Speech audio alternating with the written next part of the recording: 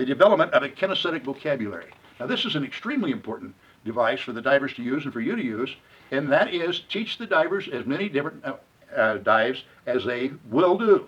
And a lot of dives you don't teach them, you just tell them to do it. They'll do a bad one, but they'll have fun doing it. And as they learn all the different possible dives, the more their confidence will increase, the better their spatial awareness will be.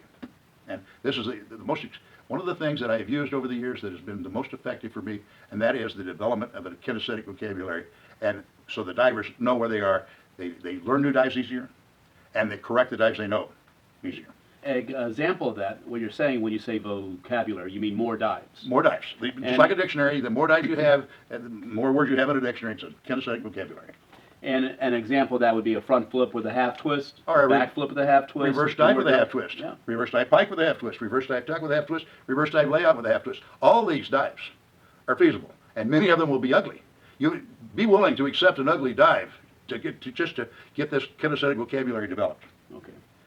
Now, the next item is this training of the subconscious, okay? The subconscious reaction.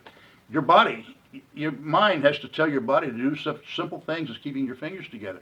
So simple things as keeping your wrist flat, your elbows straight, your arms straight, reaching all the way to the top. If you examine all of the things that your body has to tell your mind has to tell your body to do in any one of these dives, you're going to find that there are hundreds of different things that subconsciously the diver has to do. You cannot tell them how to do, or what to do, or when to do every single one of them. Since a dive only takes about 1.5 seconds, and a diver can only respond from the mind to the body with maybe 2 things, maybe 3 at the most. And so you want to be in a position to only have to tell them 1 or 2, maximum 3 things.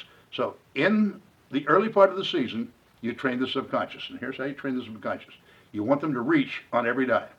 Okay? So, okay, today, all we're going to do are all dives with your arms above your head. This means you're going to reach, okay? And then you will do that with, today we're going to do every dive focusing on keeping the legs together. Today we're going to do every dive keeping the toes pointed. But the point is that you are training the subconscious parts that you don't ever want to have to say to them again. And don't hesitate to write down a list of things that you don't ever want to have to say to them again.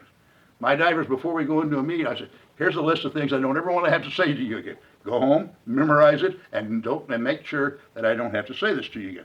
So I've trained the subconscious to get many of the things that have to be done to the point where I don't have to say anything about them. So it essentially just becomes an automatic reflex, a toe point, a straight arm. Exactly. Much of the things we do walking down the street. We pick up one foot and put it in front of the other, one foot in front of the other. These are automatic reflexes. We pick up our hand, open the door, we put our hand on the knob, we turn it, we pull the door. That's automatic reflex. Our mind doesn't consciously say that. It subconsciously says that. Okay? Excellent.